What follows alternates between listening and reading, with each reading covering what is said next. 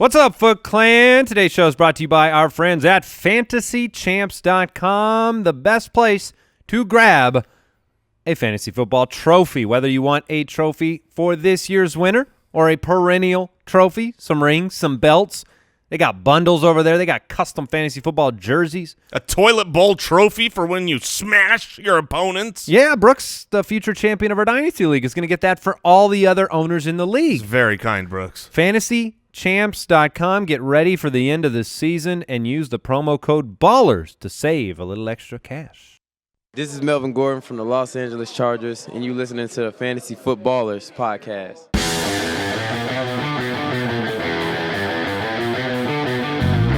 Welcome to the Fantasy Footballers Podcast, coming to you from Draft.com Studios with your hosts, Andy Holloway, Jason Moore, and Mike Wright.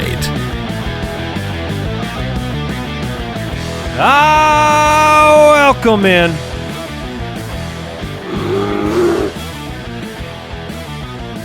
I think there's a lot of injury tilt going on right now, Jason. Oh, there has to be. It's playoffs, and the big names are...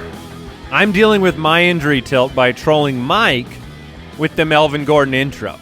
I like it. Melvin Gordon he's introducing big. the show. He's got extra time on his hands. He's big, he's strong, and Probably not going to play. probably not going to play football tonight.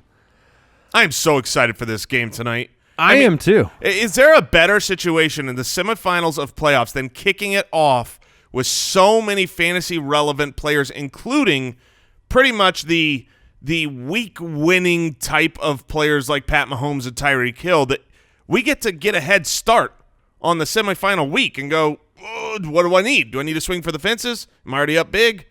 I'm so excited. Why, it's my 10-year-old's birthday today. He just turned 10. Oh, Caleb, happy birthday. And this game makes me feel like it's all our birthday. That's what I'm saying. Well, I mean, the production. It's going to be half of our birthdays tonight. Oh, because you and I are kind of opposed in what we want Tyreek Hill to do. Yeah, this is not going to be a happy birthday for half the people. Half the people out there, like, look, there's no – I mean, how many leagues are Pat Mahomes and Tyreek Hill not still in the playoffs?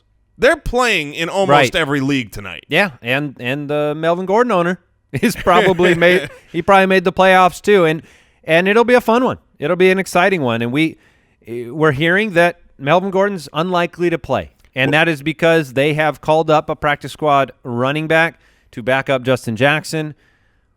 In the offseason, we say follow the money. Look at what the team is actually doing. Look at their transactions. What they actually choose in the draft says what they believe about their team. When they promote a guy. Yeah, Troy Maine Pope promoted from the practice squad. You know him. Yeah. Troy Maine Pope. Yeah.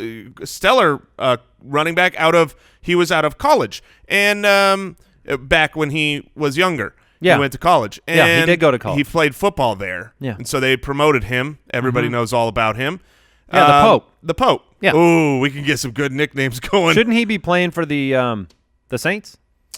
Yeah, the Saints Cardinals? or the Cardinals. Yeah. One of those two. But yeah, that indicates that there's a good chance Melvin Gordon, and it's not to say Melvin Gordon is out. He's going to test it, be a game-time decision. But the team clearly is preparing as if they will not have Melvin Gordon there. As should you. As a fantasy owner, have a plan. Have a plan for tonight. I got a plan. I have a plan, Arthur. All right, quick question for today before we get into news and notes and all of all the matchups we can handle today. Tom in Pittsburgh says, what are your thoughts about hanging out with your opponent during playoff or championship week? Both of my opponents are very competitive, or both, I guess he and I are very competitive. What do you think about that? Wow, that is that's a good time. That's a good time to be had. I am 100% behind being with your opponent if you're both good peoples, which, look, you're listening to the Fantasy Footballers. You're part of the Foot Clan family. You're good peoples out there. You can talk some trash. You can get some trash talked to you and be good friends in the morning. I love the idea because usually, look, fantasy is a roller coaster. I mean, this year alone, the amount of times I've gone into the week projected to win by 30 and losing, or like all my wins I'm projected to lose, and all my losses I've been projected to win. So there's this fun time where you get to gloat, shove it in your opponent's face, and then lose, and they lick your tears. Is that what they do? That's what my opponents usually do. That's what if you play together, the loser has to do that. Cartman style. That's gross. They're looking. Yes, it's not a good time. But no, why not? Why not? But what normally happens, though, I mean, I've done this. Mike and I took him on in the Dynasty League title game last year, and it was really fun and competitive. And then when Gurley broke off like a 80-yard run, you could see Mike just slowly melted away. The mood and then he left. So, no, I would do that. Follow us on YouTube. You can subscribe, click the bell. You'll know when our live stream happens on Sunday morning. And you can watch the show over there, youtube.com/thefantasyfootballers. Twitter @theFFBallers. Follow Jason @JasonFFL. Follow me @Andy Holloway. And then you can follow Mike @FFHitman. Mike will be back soon. JoinTheFoot.com is our fantasy football community. And don't forget to head over to FootClanGiveaway.com. Win some autographed NFL gear. Let's get into the news. News and notes from around the league. Right before the show, there's an update about Odell Beckham Jr. and that he is not practicing today. He is actually being further evaluated outside the facility.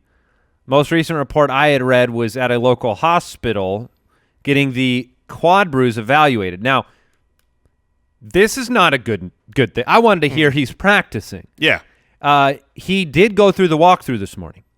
So for whatever reason, he's either being evaluated to see if this is more than a thigh bruise. So the team could be precautionary here. They don't want to let him proceed and play if it's more than. But right now, there is high. I'm looking at Odell Beckham Jr. as highly questionable for this week. You have to have a backup plan. You have to have somebody you're willing to rotate in there if he's a game-time decision. You can't get caught off guard like last week, like we all did, when suddenly he couldn't play. and here's the most important thing. We were talking about this beforehand. Foot Clan, if you're in the playoffs, there's a good chance you've got someone that's somewhat injured coming into Sunday's game, and you need to be prepared. But to this week, it's different. There are 2 Saturday games this week. So perfect example here. You know, Andy, you were talking about you picked up, not a lot of options on the waiver wires. You picked up Robbie Anderson. You were thinking about maybe he is your Odell Beckham replacement if need be. Correct. Yeah, I mean, but you won't know come Saturday. Well, we could. We could sure. know. We could know quick. If you don't know, you want the option to play Odell up until the final minute. Yes. And because of that, you might need to look somewhere else. You might look at Mohamed Sanu against Arizona with Peterson matched up against Julio all game long. Right. So the Texans, if you're looking at like Kiki Cutie, the Jets, if you're looking at Robbie Anderson, the Cleveland Browns, trying to get Callaway, Denver Broncos, pick up Deshaun or someone. Those players are Saturday. Yeah. So be prepared. And also, same rules apply as the flex. Try to get them out of your flex. Well, and the Giants game, to make it even worse, it's at 1 p.m. on Sunday. Oh, perfect. Oh, 1 p.m. our time, right? Is that 4 Eastern, Brooks? No, that's 1 p.m. Eastern Oh, time. okay. So it is the that's morning great. game. Yeah, Okay. yeah. All right. So tune into Sunday Live. Thanks for putting the time zone in there, Brooks. Sorry about that. I'm hard on him because I love him so much. He's like a son to me. I mean, when you're talking about a future Dynasty League champion like Brooks, Yep. man, I really hope I win this week because we all know you're going to be in the championship next week, Brooks. And then it will be mano-a-mano, head-to-head. I'll bring you balloons and gift cards. Oh, you got to do it up. And we'll put that on Instagram. Well, when he pre-celebrates his title that he knows he's going to win, as he's done all week. As he's done relentlessly. It's like a different man. Yeah.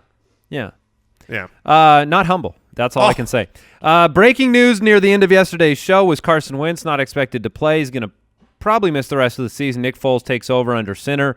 Nick Foles, you weren't excited with Philadelphia's offense and the predictability of it anyways. It doesn't get better with Nick Foles on the road against Los Angeles after a loss. You're certainly not upgrading Alshon or Golden Tate or any of those options. You're probably going to stay away from all Eagles wide receivers this week. I mean, possible. You're going to play Ertz because you got to play Ertz. And he should certainly. be okay. He'll be fine. The Saints have released Brandon Marshall. I remember him. Now, I don't know if there are Survivor fans out there, but in the second half of every season of Survivor, the people that get voted off, they go to this cabin and they live there because they're serving on the jury, and it's just for the losers. It's a loser's cabin. You've been voted off, and you just hang out there and eat food. I feel like Brandon Marshall, Des Bryant, C.J. Anderson, they're all in this. They're just eating the buffet, waiting for someone to call them up. waiting to judge other Not going to people. happen. I don't understand why C.J. Anderson is not a Chief yet. Oh, come on. Stay tuned. Brandon Marshall released by the Saints. Saints claimed tight end Eric Swope off of the waivers by the Colts. This was crazy news. Darius Geis, who tore his ACL in the preseason, was highly regarded. It would have been one of the players we'd been talking about all year long. Tore his ACL, missed the season. Apparently, he required 3 additional knee surgeries. Due to infection. Yeah, which on is the same original. thing Alex Smith is dealing with. If you or someone you love is in the Washington, D.C. area and you need surgery, please leave that area for yours, because apparently the D.C. area where I'm assuming, as a Redskin, maybe it's something.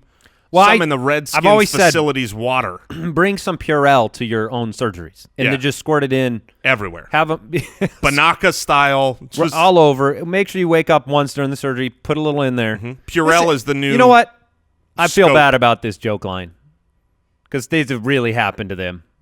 Like Yeah. we're running away with it, and it's really funny. It's super. We're funny. bing bang boom. Boom, boom, bam. Just drink Purell. But Get well, my get well friends. soon. Oh, I feel terrible. Now you made me feel bad. Jay Grizz thought it was still funny. Yeah, he's a monster. Literally. All right, I think we got all the news. Thursday Night Football updates, we talked about it. Tyreek Hill, we expect him to play. Sammy Watkins officially out tonight. Keep your eye on Tyreek Hill. Make sure that he's in there. The game time decision for Melvin Gordon is going to be challenging for him to play. Justin Jackson, you can start him if Gordon is out. Where is Damien Williams if Spencer Ware is out? Because he is listed as doubtful. Ware's not going to play either. Right. It's going to be no Gordon, no Ware. It's a little a trade. Yeah, they called each other up and said, hey, what if we both just sit our starting running back? Is that fair? And then they said yes. To me, I think Damien Williams is a really solid play. How solid? Like, where would you rank him? Solid, like in the teens. So, oh, really? Yeah. I mean, I would have a hard time deciding between Damien Williams, if he's got the whole show to himself, or Mark Ingram, who doesn't. I don't think he has the whole show to himself at all. Well, I agree. I agree with you. I think Charkandrick West will be involved. And Darrell Williams. I think it's going to be a messier situation. And you want to know why? Because Damien Williams, as you have been prone to say, not that good. He is not good. And if he's not that good, not productive in the running game, Charkandrick West will surprise people tonight. I have Damien Williams as a fringe 2-3, even if he's got the back. Yes. 20, 23, 24? The percentage chance of him getting a touchdown in this game is high to me. Okay. So I would have him a little higher, get it. in that Gus Edwards conversation where you go, if you're in a half-point PPR league, Damien Williams can catch the ball. Gus Edwards not really involved in that way. Who would you start? That'd be tough. And I know you, Andy, you always like having a player in the Thursday night game to give you more information heading into the week, so long as you're not making just a dumb decision for your lineup to hurt yourself for that information. Yeah. I mean, it's going to be all about Phillip Rivers and all about Pat Mahomes tonight. That's what I think. And if the Chiefs win, they win the division. Little windy, like 13-mile-an-hour winds. Nothing that Pat Mahomes can't throw the ball straight through. Yeah, no look, throw through. All right, in and out tomorrow. All the injury updates, which there'll be plenty of them. And we'll go ahead and move on, get into the forecast. Fantasy Forecast. All right. Saturday football, Jason. Are you excited for Saturday football? I am not. I don't like it. Saturday football. Why? It takes more time. I mean, we've got our schedule really vigorously planned, and so it throws a wrench in my normal operating schedule. Because you don't like having to look through those two matchups a day early and sort out that stuff. Saturday's like a family day. Not anymore. Sorry, family. Well, the Texans take on the Jets in New York. The Jets are 6-point underdogs at home. The Texans coming off a loss. The Jets coming off a win. Deshaun Watson, Lamar Miller and company head into New York. Sam Darnold. Look, there are question marks all over the New York offense in terms of availability of players. Quincy Enunwa hasn't practiced all week, has an ankle injury. Elijah McGuire, Isaiah Crowell, both questionable right now. They didn't practice on Wednesday. So Elijah McGuire, I believe, got in a limited practice. Crowell did not practice at all, and Cannon was also limited. So what are your expectations out of this game? The must-starts in this game, Deshaun Watson, DeAndre Hopkins, Lamar Miller. Yes, Lamar Miller has morphed himself into a must-start. He's too involved to play games with. I think he's just got to be in your lineup, even in the semifinals.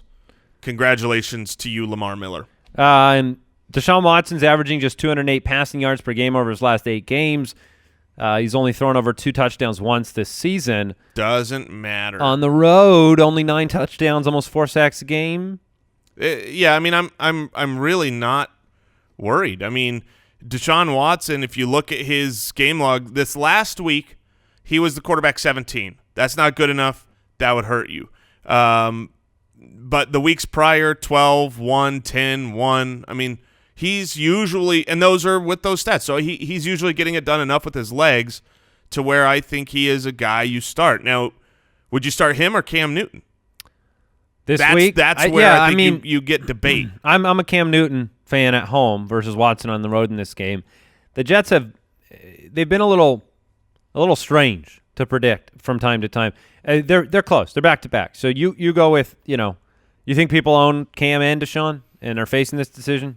Every time we come on the show and say, here's a crazy example and nobody will have this decision, we get tweeted out somebody's lineup who has it. So yes, someone has it. I would not be surprised if Chris Herndon had a half-decent game, if Robbie Anderson had a half-decent game. Last week, the Texans gave up 199 yards to T.Y. Hilton, the deep threat. If Enunwa misses, it'll be Anderson, it'll be Herndon. Texans dead last against tight ends over the last 6 weeks. Anderson. And Mr. Anderson. 4 for 78 and a touchdown last week for Robbie Anderson. Looked pretty good to me. Made some big plays. They won the game, scored 27 points.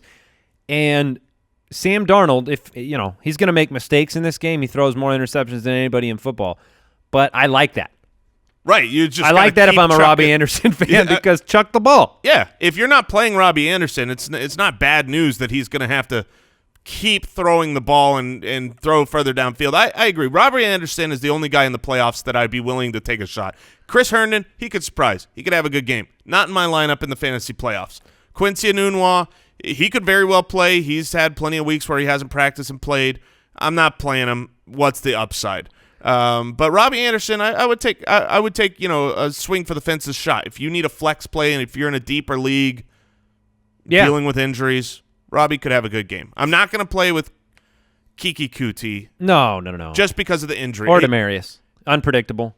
Averaging 2.8 catches a game. Lamar Miller's been an RB2 in 6 of his last 8 games. You can start him as an RB2. And then the Crowell, McGuire, Cannon situation.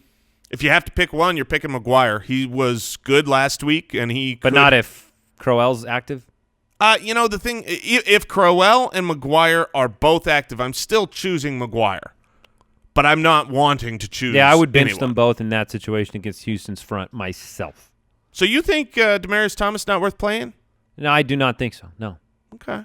You're okay with him? I'm okay. I mean, he's not that great. I'm okay. I mean, he's got big playability. We saw that with his 2-touchdown game.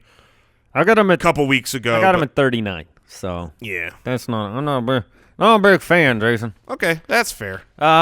Before we get into the Browns Broncos, the other Saturday night matchup, the Saturday Night Fever taking place up there in Mile High. I want to thank our good friends, 23andMe, for sponsoring today's show, because now through December 25th, the 23andMe DNA kits are on sale. You've heard us talking about this. Give the gift of genetic discovery. They have an ancestry composition report that you can explore where your DNA You look at it out of 150 regions worldwide. They tell you where you come from. And this is a cool family thing to do because if you have yours done, I mean, it's kind of permanent. You've got once they look at your genome and they check all this stuff out, you've got that record forever. You can compare with friends and family. You can find relatives on there. You can learn about the role your genes play in both your lifestyle and your well-being. Tons of different genetic variants and genes that you learn about, things related to things like muscle composition or your ability to match musical pitch, or even things like how delicious are you to a mosquito. Super delicious. Now through December 25th, get 30% off any 23andMe kit. Order your DNA kit at 23andme.com/footballers. That's the number 23andme.com/footballers. Again, that's 23andme.com/footballers. And hey, Foot Clan, with these games going on, you want to go to the games, you go to the games with SeatGeek. Getting tickets online, it can be way too complicated, difficult. You can not know if you can trust the site or an app. You can trust SeatGeek. We have all used it all the time, 4 years, all of their, every purchase fully guaranteed by SeatGeek. They do the shopping for you, check ticketing prices on all sorts of different websites so that you know you're getting an awesome price when it comes to seeing sporting events, concerts, comedy, theater, whatever you want. You want to surprise, you want to surprise the wife with some cool theater tickets. See some comedy. See some comedy, see some theater, see some sports. She's a sports fan. SeatGeek's where you want. We've used it. It's so easy. Couple of taps and you're there. Best of all, our listeners get $10 off the SeatGeek on your first purchase. Just download the SeatGeek app, enter the promo code BALLERS today. That's promo code BALLERS for $10 off your first SeatGeek purchase. SeatGeek, life's an event. We have the tickets. All right, let's travel to Denver. The Browns at 5-7-1, still with a 1% chance of making the playoffs. Take on the 6-7 Broncos. Broncos, they're more around the 5%, Jason. They're a little bit better off. Hey, they're a shoo-in. They are 3-point home favorites. 45.5 point. Over-under. Let's start with this. Has Jarvis Landry, with 100 total yards in back-to-back games, has he regained your trust, dear sir? He has regained my trust. I realize that the target volume, which is what I usually look for, it's not where Jarvis Landry was at the beginning of the year, right? Or his career. Or his career. I mean, you look at the beginning of the year, he had 15, 10, 10, 10, 10. That's not what Jarvis Landry is doing right now. He only had 4 targets this last week, but it was still involvement, right? 2 different rushing plays, one near the goal line that scores a touchdown, one that was the literal exact same play, just not near the goal line, a 50-plus yard run. They are getting him involved. And the reason I trust him is twofold. One, Baker's great. Baker's a good quarterback. I mean, he's a rookie. He's going to have his mistakes. This is not the easiest matchup. Going to Denver, who's, I still think, a very good defense. But Jarvis is great. Like, he's just a talented player, right? Is there any debate? Plus great equals good. Huh. Yeah, a lot of people don't know that. Yeah. A lot of people would say, well, that equals great. And well, no Chris Harris Jr. in Denver. That's great. Yes. For Jarvis. He's in the slot. He's running around the middle of the field, and they don't have their best, the best slot corner in the league. So that trends in his favor. We got him at 15 as a consensus wide receiver 15. That's high. That, I will be honest, that feels too high. Like, I'm sitting here saying I think, like I said, great plus great equals good. 15, I feel like is great. So maybe I'll move him down a little bit, but I still think I'm willing to put him in my lineup. I can lose with Jarvis. This is yes, you can. I am okay. I believe. I am okay mentally putting Jarvis in. I think the process is strong. He's got a career showing you enough. I mean, I'm not going to get cute and put in Antonio Callaway or someone else from this game over Jarvis. And I think Jarvis is a fine wide receiver. Find wide receiver 3. David Njoku. Since the offensive coordinator changed, he's averaging 4 targets a game. Where's your trust level with Njoku? It is. Oh, man. Here's my trust level with Njoku. You have to trust him. We're going to talk about him a little bit later. We are going to talk about him a little. You have to trust him. Can he suck? Yes. Yes, he can. But so can every other tight end out there. You have to play. This is not just like, is Njoku good? It's, is Njoku better than other options? And the answer to that is probably yes. See, this matchup, to me, it comes down to how Baker Mayfield performs on the road in Denver against Von Miller and Bradley Chubb, who have the most sacks by any duo in the NFL. You know the pressure is going to be on Baker, but Denver is allowing 335 passing yards a game since Week 10.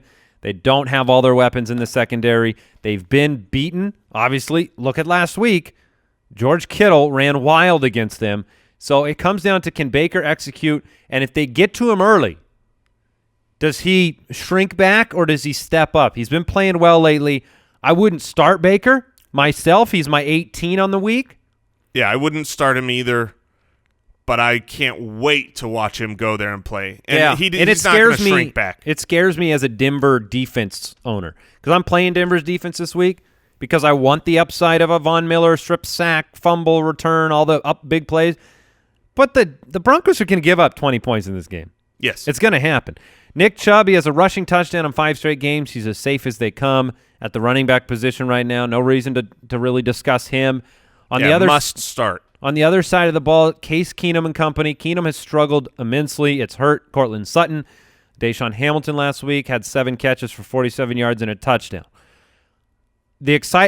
Cortland Sutton right now, he returned to limited practice on Wednesday. He should play. He's got that thigh injury from last week. Sutton or Hamilton if you have to take a flyer on a Keenum target. If I have to take a flyer, I'm still sticking with Sutton. And the reason why I'm sticking with Sutton is because of Tim Patrick. Because Deshaun Hamilton is the other option. We're talking about, okay, is it Sutton? Is it Deshaun? Well, look, Deshaun had a good game, but Tim Patrick had 7 for 85 last week to Deshaun Hamilton's 7 for 47. Deshaun just got the touchdown. So with the volume kind of mixing in there, I want the deep target. I want the guy against the Browns that can go deep and have a big game. I still believe that's Cortland Sutton. We've seen it a few times this season. He was obviously drafted to have that. I mean, 2 weeks ago, 4 for 85 and a touchdown. I would take my shot on Sutton. Now let me ask you this though: do we get blinded as fantasy owners sometimes? Cortland Sutton he's a high pedigree draft pick. He flashed when Emmanuel Sanders and Demaryius Thomas were there. So we've been hyping him up, and I mean, we've been wrong. Yes. He has not performed. He has been a disappointment. But last to the week, hype. Tim Patrick had 7 catches for 85 yards, like you said. Why do we not talk about Tim Patrick as a reaction to his performance? He was the leading target last week. He obviously has some sort of rapport with Case Keenum. Why is his name not being brought up amongst the kind of the hype train of Sutton and Hamilton? Yeah, so he was the best. Yes, he was the best wide receiver week of the 3, and I mean, yet your hesitation seems to reveal exactly. Well, he's played. I mean, if you look at his 4 previous games where he is Tim Patrick, the 4 games where he has been in there and been targeted and caught a pass, each one he's had 1 reception. So 1 for 26, 1 for 24, 1 for 17. I realize a change with Emmanuel Sanders being first time out. Without Sanders, he's 7 for 85. I couldn't in the semifinals just jump to that trust level of saying, well, then Tim Patrick is the guy. Now, if you're in a full PPR and you are the odds-on favorite, right? You're a dominant guy. Then the Deshaun Tim Patrick feels a little safer than the Cortland Sutton upside. But this is a Saturday game. I don't really want any of these 3 guys. We're talking about these guys but I mean, my highest ranked Denver wide receiver here is Sutton at, he's outside the wide receiver 2. Okay. Well, we don't need to talk about him anymore. Let's move on. The 3-10 Cardinals taking on the 4-9 Falcons. Falcons 8.5-point home favorites, a 44-point over/under. Wow. The Falcons are only favored at 8.5 points? Does that surprise you, or does that seem appropriate? That seems right. These are both, we'll call these bad birds. These are bad birds. Okay. The Cardinals have 1 fewer win than the Falcons. So I 8.5, I can see that. The Cardinals' defense is infinitely better than its offense.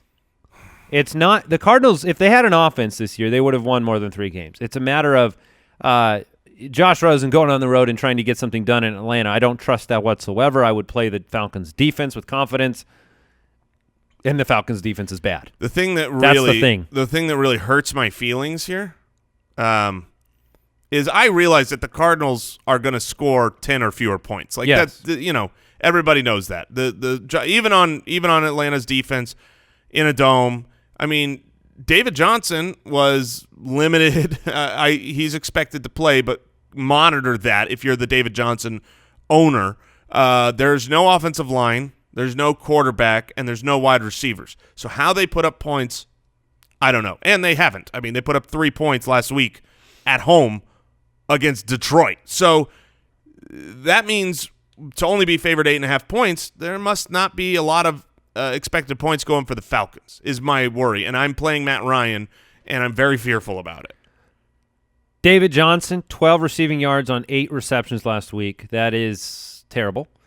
He's averaging 20 touches per game, but he hasn't given you a big game in a little while.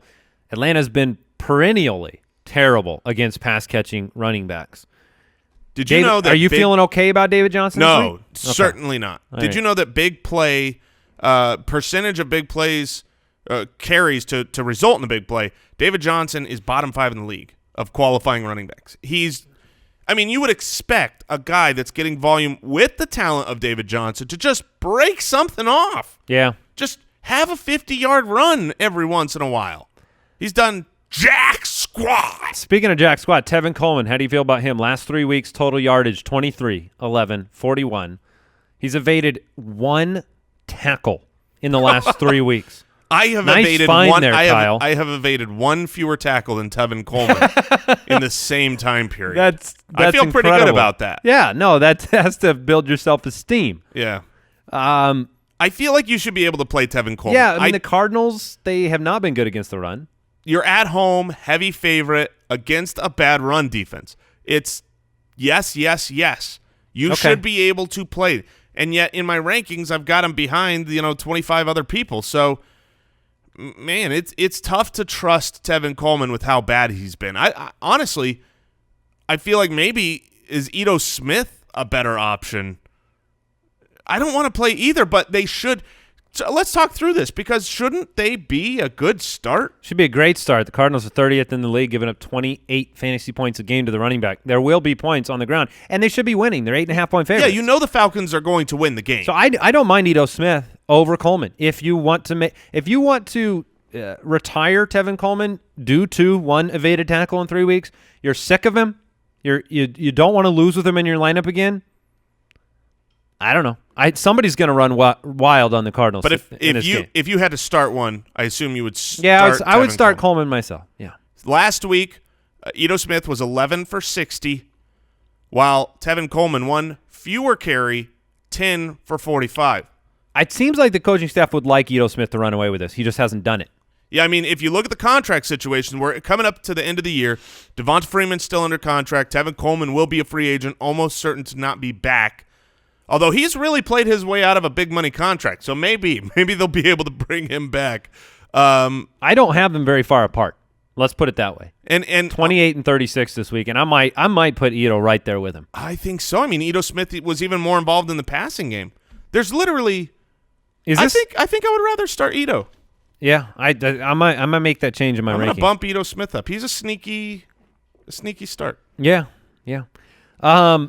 Julio Jones has had over 100 yards in 8 of his last 10 games, but gets the Patrick Peterson treatment in this one. I'm not. We saw Kenny Golladay shut down last week. Worried might be too strong a word for somebody like Julio Jones, but is there a world where playoff-bound fantasy teams are disappointed in Julio this week? There's always a world where playoff-bound fantasy teams are hurt by Julio Jones. I remember a couple of years ago they had like 2 I forget if it was when Tampa Bay was bad or New Orleans was bad. I think it was New Orleans. And in the playoffs, they had 2 games against them. And it was like, you got to get Julio. And one of those games was just a complete flop in a great matchup. I mean, look, 2 weeks ago. 2 for 18. That was Julio Jones' line. So, yeah, he can disappoint. But he's a must-start because look at last week, 8 for 106 and 2. And at the end of the week, I think you're going to be pretty happy with Julio. Julio touchdown Jones. I got a bold prediction for you. I think either Calvin Ridley or Mohamed Sanu. One of those 2 guys is going to have multiple touchdowns in this game. Multi-touchdowns. Yeah, that's my bold prediction. And that's because you think Julio won't have a good game then. Well, I think they're going to offensively move the ball with other pieces. I don't think they're going to force feed Julio in a game they can easily win. I think you're going to see a better performance from Sanu or Ridley. Now, I would predicting love that those so two much. is very difficult. I Larry need those Matt Fitzgerald, Ryan touchdowns, Andy. I need those Matt Ryan touchdowns. because you have Matt Ryan Yes. and you want to win. I'm very and you want to selfish. win this week, don't you? I want to win, and I want to then lose in the championship game to Brooks's juggernaut team, as he keeps calling it. Last note, Austin Hooper, questionable to play in this game with a knee injury. I think he'll play, but, do what you want with that information. The Cardinals are 5th against tight ends. It's pretty darn good. The 5-8 Buccaneers take on the 7-6 Ravens. Ravens are 7.5-point favorites. 46.5 point over-under. I'm looking at this game, and I'm trying to look through the lens of the last 15 years of watching football. And there's part of me that believes. What? Andy's almost upset of the week. Wow. Was this a surprise to you right now in the moment? It really was. See, these almost upsets, they're really, they're gut calls. And sometimes I know them the second I see the game lines come out, and sometimes I feel them. This is a feeling. And I felt it. So I felt it when I looked at this Baby matchup. Josh, we need to track gut versus, like the feeling versus gut. They're the same. They're the same thing. But I'm saying the win-loss All on my your- feelings come from my gut. Oh, really? Yeah. Okay. Where do yours come from? Well, mine come from my gut, but I'm an overeater, so that makes sense. All my feeling comes from my tum-tum. Oh, you're feeling better as well. Yes. Comes from your tum-tum. Tampa, Baltimore. The reason why I'm bringing this as an almost upset is because everything lines up as, okay, the Ravens are going to cruise at home. Mm-hmm. But that hasn't been how the Ravens season has gone this year. And Lamar Jackson got the nod. And Lamar Jackson has struggled with turnovers, specifically fumbles. Lamar Jackson has made some mistakes. And Tampa Bay, for all of its problems, going up against this Ravens defense, they do have firepower. And they have a quarterback that can air it out. And they can find a way to score. And my concern is not, Tampa's going to go wild in Baltimore. I'm talking about if this happens, 17-14. So 21-17. So it's an indictment on. It's an indictment on Baltimore being able to move the ball. So it's an indictment on Lamar Jackson. Right. Which is not to say it's an indictment on Lamar Jackson, the fantasy producer. Right. Those can be very, very different things. The Ravens can put up 17 points. Lamar Jackson can fumble 3 times and still finish as a top 12 quarterback because he rushed for 100 yards, because fantasy scoring is broken for quarterbacks. I completely agree with you, Andy. Correct. Lamar Jackson, per Pro Football Focus, he's completing less than 50% of his passes to outside wide receivers. That's not good. You can't start a Ravens wide out of any kind. You can't start John Brown. You can't start Michael Crabtree. You can't start Willie Snead. There's not enough volume. No. If you had to start one, I would go John Brown for the deep threat against Tampa I would Bay. start Willie Snead hands down. Just because the short volume. He's Targets the have been there every week. The Ravens' backfield's a mess. Gus Edwards, he's touching the ball, but he's getting carries, no catches. Kenneth Dixon, big breakout game last week, 8 for 59 and a touchdown, caught a pass. We call him Kenneth Dinker. Do we? Well, that's what the notes here say, because I accidentally called him Kenneth Dinker last week. Let's just make it official that I don't think he would like that. Call him this. If we had him on for an interview, I don't think he's a big fan of that. Can we get him to say that in his drop? I kind of want him to struggle so we can say that Kenneth Dinker had a stinker. I like that. But I want him to come on the show and say, this is Kenneth Dinker of the Baltimore Ravens, and you're listening to the Fantasy Footballers podcast. He might be. I don't know. He may have a sense of humor.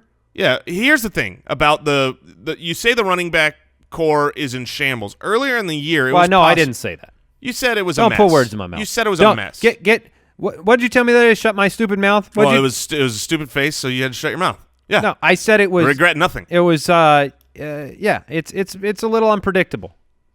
But earlier in the season, you could start Nobody. Alex Collins and Buck Allen in certain games. Now I feel like almost like we've upgraded both of those guys. To Gus and Dixon. To Gus Edwards and Kenneth Dixon. And now we're facing the Tampa Bay Buccaneers defense that, while improved, if you look, they were terrible against quarterbacks over the last 6 weeks. They're the 7th fewest fantasy points given up over that time frame to quarterbacks, better against wide receivers and tight end, but still against the running game, they've actually gotten worse. They're the 30th best, so they're not good. And you've got a team that wants to run all day on them. I feel like maybe you could start both of these guys, Gus Edwards and Kenneth Dixon. Don't mind you taking a shot on them both. I don't. I just am not excited about the fact it's split. That's all. And if Lamar Jackson can't get things going and the running game can't get things going, it could be a struggle for them. Is Jameis Winston a full-on sit? Yeah, he is. He could 100% have a great game. But is there anybody you play? You could see Ryan Fitzpatrick in this game. Who do you play for Tampa? You're going to have to put Mike Evans in there because he is the number one target. He's a big body downfield. I mean, you'd have to have a great wide receiver core to bench Mike Evans, and I also think you put Cameron Brate in there because on the season, the Ravens, if you want to beat them, you beat them with tight end. Jameis goes to tight end. I think Cameron Brate is worthy of being a start of the week. What about Adam Humphries if they're playing catch-up? If I'm wrong, if this is not an almost upset, if they perform according to Vegas and have the highest one of the highest implied point totals of 28 points, which is where they're at right now. I'm sorry, that's where Baltimore's at. That means that Tampa has to come back in this game. Is the underneath target, the emergency target of Adam Humphries, is he going to give you PPR value? Yeah, I mean, that's what you're seeing from them giving up points against the tight end. They let that small middle of the field stuff. So you might have Adam Humphries there with 6-7 receptions. If you're in a full PPR league, that could be okay. Pronounce that with an Humphries for me. Humphries. Thank you. Adam Humphries. Any other questions from this game that you want to bring up, or did we cover? Sit Peyton Barber. Yeah, sit Peyton Barber. And laugh at Ronald Jones next game. I just saw he got picked up and dropped in one of our leagues. Just like kind of just like a cursory. I was we wondering remember if that who you was, are. Let's get you in the logs. Yeah, I was wondering if that was an NFL transaction. Like, they accidentally dropped them, and they're like, oh, shoot, we should pick that guy back up. We're embarrassed about our draft pick. We'll see what happens next year because he will they'll probably change head coaches, and he will not have been from – Ronald Jones is short for the NFL, and I don't mean that height-wise. He's short for the NFL? I mean, his career is not going to last a long time. So you were taking the not long for the NFL. Correct. And you just made that short. That is perfect Jason Mooreism. That's execution. Very special. It's kind of like Baby Josh is short for the Fantasy Footballers studio. That's true, His baby. final day tomorrow. Oh, he's going to be a toddler. He's going to go out in the world. Waddling around, still pooping in a diaper. There's no doubt about that. We watched Home Alone with the kids yesterday. Yeah, the one with the spider. Yeah, the first one with the spider in it. And I see a little Macaulay Culkin running around, reminding me of Baby Josh. That's Except cute. Baby Josh. That's, that's what he can be someday. Ingenious. One of these days, you can be little kid. Macaulay Culkin and then grow up to be. I wouldn't be adult Macaulay Culkin. Not as good. No. You know what's crazy? I was looking at. I don't know why. I was looking at pictures of adult Macaulay Culkin earlier this week. Sounds really weird, man. And I don't know what he looks like because half the pictures are like, yeah, that's a good looking, 30 some odd year old. I don't know how old he is. And then some are like, oh, he does meth. Right. Like he loves his Home Alone 4, the meth story. And I think both are true. Yeah, I mean, I think both are true. I think that's part of his past. Oh, really? I think he's moved on. If it is, I feel.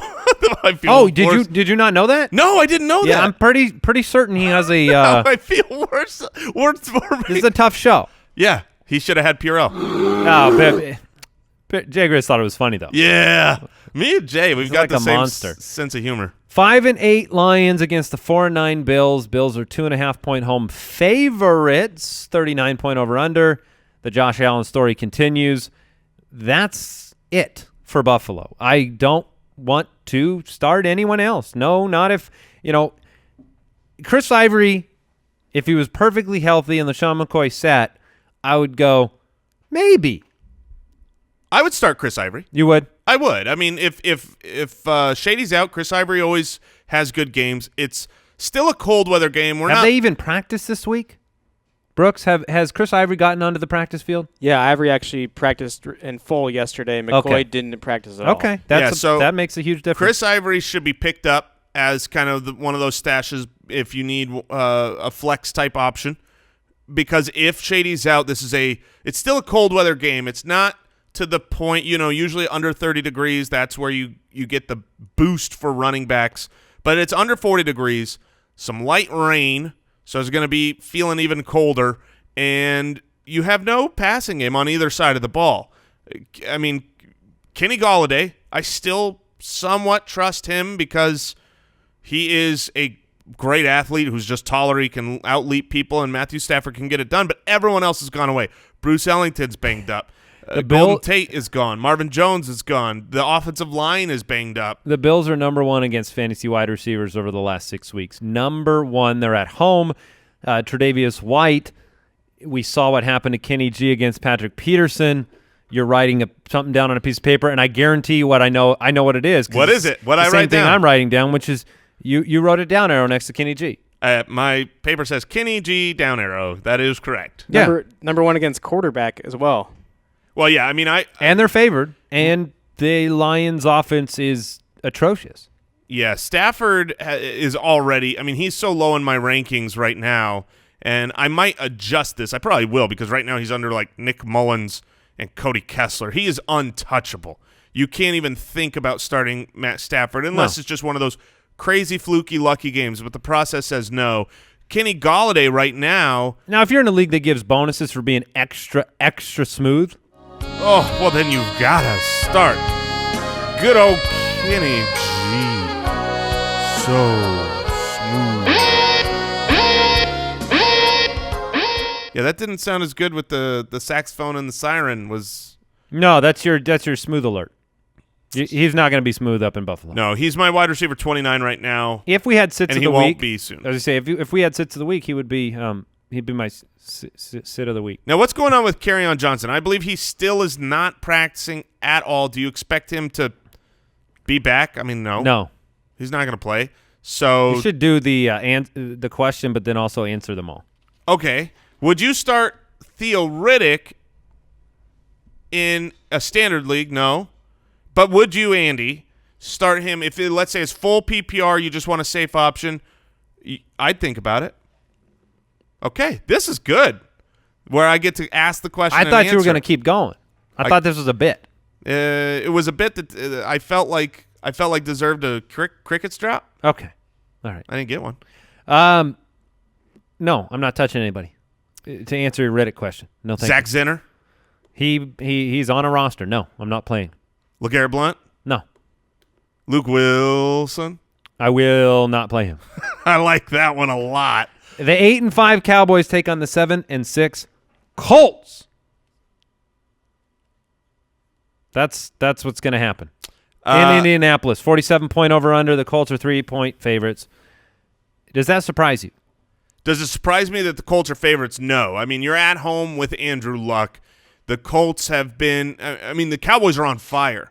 But so are the Colts. You take out that one Jacksonville game, and they're a team on a mission. Both of these teams are headed playoff bound, yeah. Headed towards the playoffs. This is a huge game, so you're going to favor the home team with the better quarterback.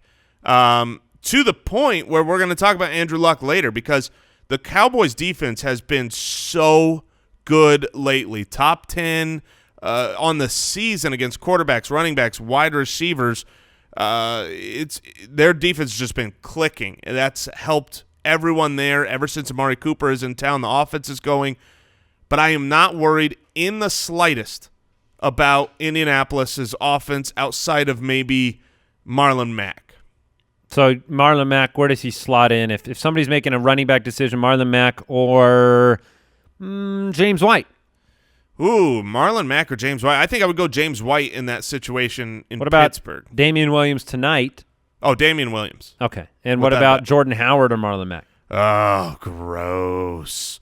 That one's super gross. Grody. Grody. Oh, I think I would go Jordan Howard. How do you feel about Mack in general, projecting him forward? What that says is I don't like Marlon Mack. That's because I don't like Jordan Howard. Well, that's what I was going to get at there is that Marlon Mack for all of his maybe talent, ability, the things that you've liked about him in the past, at this point, are you kind of resigned to the fact that he is not a monster? No, he's a monster. He's going to have a great game next week, championship week against the New York Giants. This is really a thing where I think Dallas's linebacking core, that they don't even have enough room for their great players to be on the field because they are just – it's their personnel that's stopping the run, and I think they are better than Marlon Mack. But New York Giants in championship week at home if in Indianapolis week 16 – Marlon Mack could very well go from being kind of a pump the brakes this week to my start of the week next week. Dak Prescott, 455-3 last week. Cooper giving him the bump each and every week. Mike has him up at 11 this week, completing 72% of his passes since the Cooper trade. You can see a confidence difference in Dak Prescott, the kind of thing you saw when he had Des Bryant. Even though they didn't have a perfect connection all the time, it was confident. Absolutely. Since, his rookie year, he came in and he was so consistent. I mean, from week 6, and you don't realize that it was this long ago because he didn't have Amari Cooper here. Here's Dak Prescott's fantasy finishes on a weekly basis. 2. He was the number 2 quarterback, number 8 quarterback, then their bye week. 18, so that was a bad week. Then he was number 7, another bad week, number 3, and number 2 last week. So, I mean, he's been really solid for fantasy, giving you a lot, more than half the time he has been a quarterback 1 at the end of the week. This is a matchup that like I said, I think Andrew Luck is going to score at home against this great Dallas Cowboys defense. So Dak's going to have to keep up, and I think he will. You're playing Zeke. I have him up at RB2.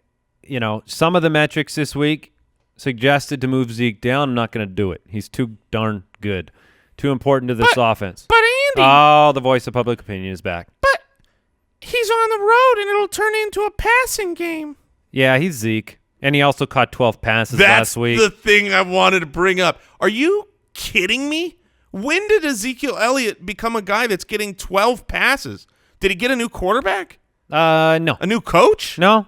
He's always had the ability. They just didn't target him. And now, see, Dak's completing 72% of his passes now. He's like, I found a way to pad my stats. And there's a lot more room underneath than there was when Cooper was gone. So I think that Zeke is a he's Barkley. Zeke and Barkley are very similar. If you have not realized that Ezekiel Elliott has turned into a pass-catching back, not like, he can. No, he's a pass-catching back since their bye week. I mean, 4 receptions, 6, 7, 5, 6, 12. That's insane. I mean, that's the kind of the dump-off passes. They're productive. Zeke can do it. He's great. I have him at 2. Hilton, 7 receptions or more in the 4 straight games, basically since Mike said he was going to turn it on. He did. Eric Ebron, 12 touchdowns this year. He has tied the Colts franchise record, and he could break it in this game. Do you like Eric Ebron? I guess you have to. You love Eric Ebron. He's been a savior at the tight end position this season. All right, let's get into the starts. Starts of the week. Now, Mike was supposed to pass along some audio, and he failed. So shame on you, Mike. I've never, I don't want to overstate this, but I've never been more disappointed in anybody in my life. I agree completely, Jay. So Mike failed, but he did give us his starts of the week. Okay. And then the logic behind them. So I will bring them into the fold here. Let's start at the running back position. I'll start with Mike's start of the week, and he has Justin Jackson. I like it. He actually has the Chargers starting running back. That's his start of the week, but it'll be Justin Jackson. More than likely, it will be Justin Jackson, and I agree. I mean, I am of the mindset that I'm playing Justin Jackson and I'm playing Damien Williams if I've got them tonight, assuming the starters are out. My running back start of the week is actually Dalvin Cook against Miami. I think he's going to be force-fed. You have the offensive coordinator change.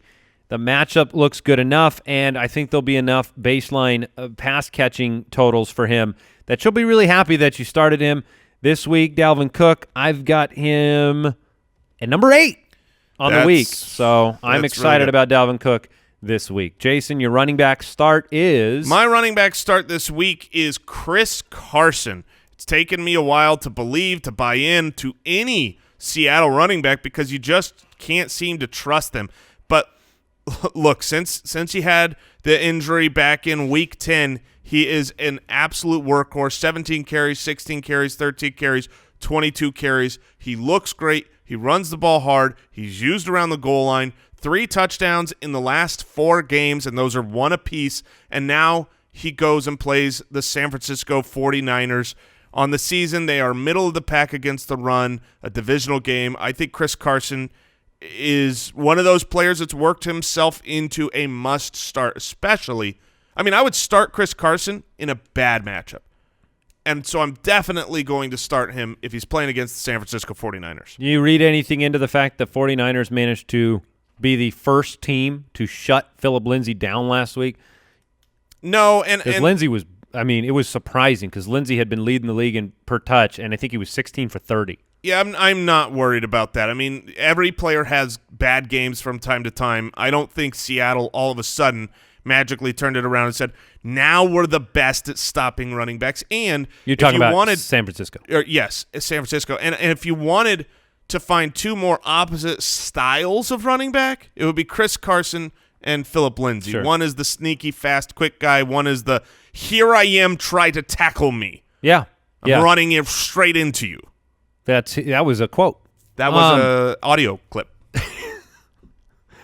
Wide receiver start of the week, Mike is going with, believe it or not, Tyler Boyd. Cincinnati wide receiver has a juicy defensive back matchup against Nick Nelson, slot DB from Oakland. I can see the upside there. Oakland is vulnerable. Nelson is vulnerable, so Tyler Boyd, Mike, start of the week at the wide receiver position. Yeah, I like that. I think, if you're in a multi-quarterback league, multi-quarterback? Yeah, if you're in a multi-quarterback league, O'Driscoll can hang with the Oakland Raiders. Should be able to. I have Robert Woods in a bounce-back performance. He's my start of the week against Philadelphia.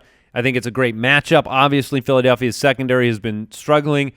Sean McVay wants to come back out here and perform, and I'm buying into the full rebound narrative.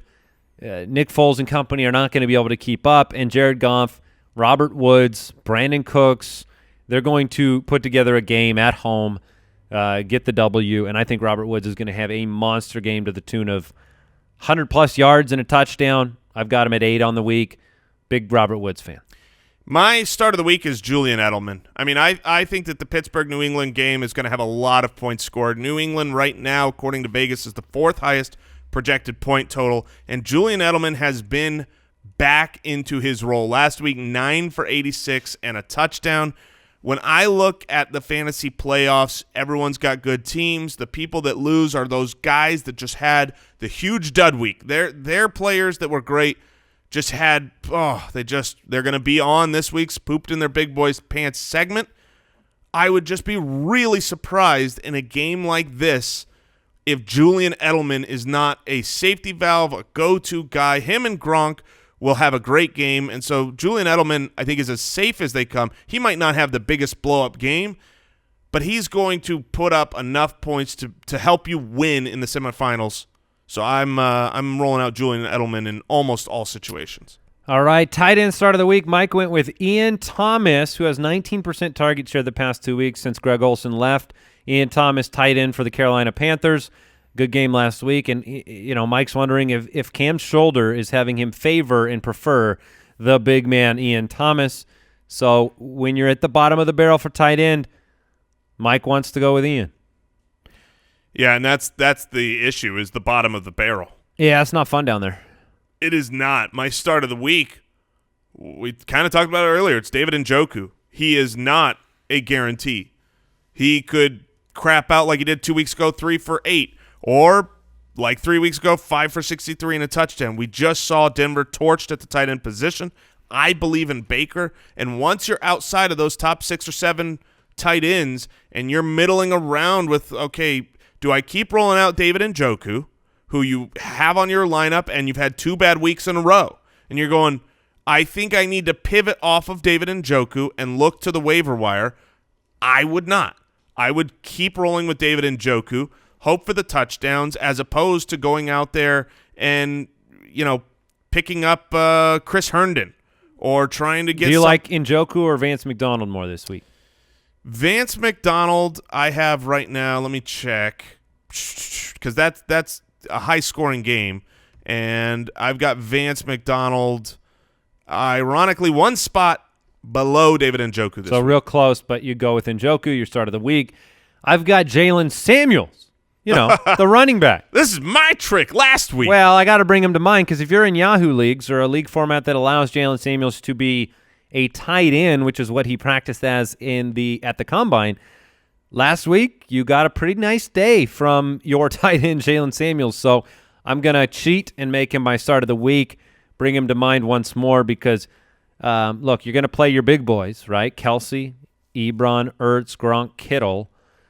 Jared Cook versus Jaylen Samuels, I'm playing Jaylen Samuels. I'm playing Samuels over everybody else at the tight end position. So if you've got the cheat code, continue to roll it out there.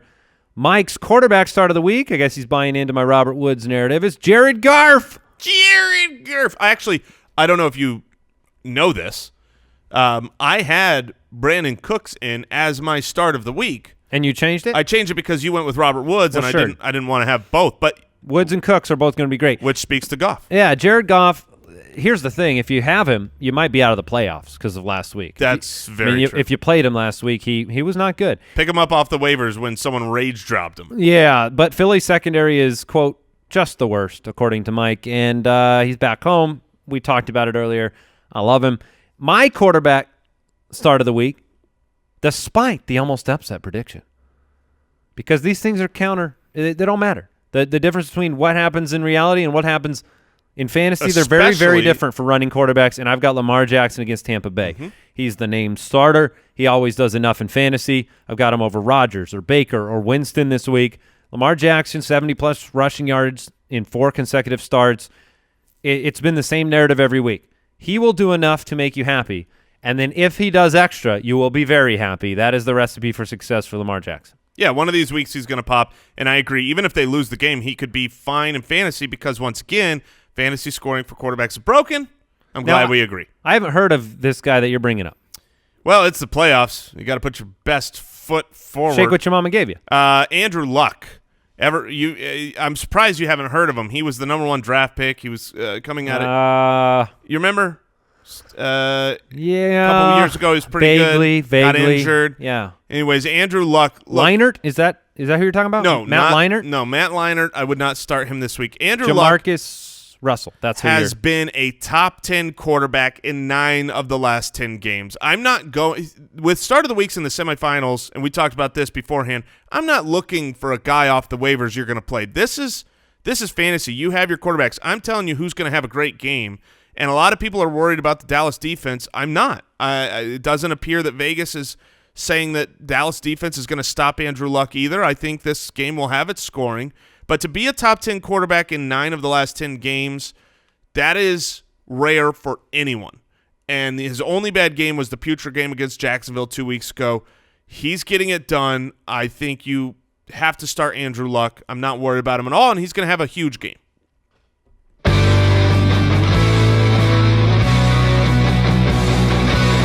Jason Moore's ironclad, locked and loaded, 100% guaranteed boom boom kicker of the week. I know my boom booms have been an absolute bloodsucker. Okay. But this week changes everything with the Ravens' Justin Tucker.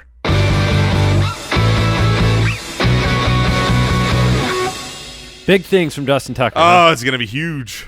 Over under 10 field goals. Over, of course. Don't be ridiculous. Otherwise, it would just be one boom. This is a boom, boom, locked and loaded, fully guaranteed. Ironclad kicker. Yeah, you just can't miss. Justin Tucker. Did you know that there were 18 missed field goals or extra points last week? I believe it. I mean, it was one of the worst What game was it weeks ever. We were watching in the studio, and it was basically over because someone needed a field goal. Yeah. And I'm like, not this year. Yeah, it was Bucker. Yeah, I was like, this game's going to overtime. I don't trust any kickers this year. Yeah, you would have thought Baby Josh was kicking these things. I mean, left, right, center, all over the place. Center is fine. So that's true. Center's where you want to be for the field No, goals. right into the center. Oh, he kicked the like ball right, that would hurt. Right into That would hurt a lot. the rear end of the center. It's not good. No, they kick pretty hard I'm nowadays. trying out. I'm going to try out. Check out draft.com/ballers if you're going to play some daily this week. And thanks for tuning in. We'll be back tomorrow. All the injury updates and the rest of the matchups. Goodbye, Foot Clan. Thank you for listening to another episode of the Fantasy Footballers Podcast. Join our fantasy football community on jointhefoot.com and follow us on Twitter @TheFFBallers.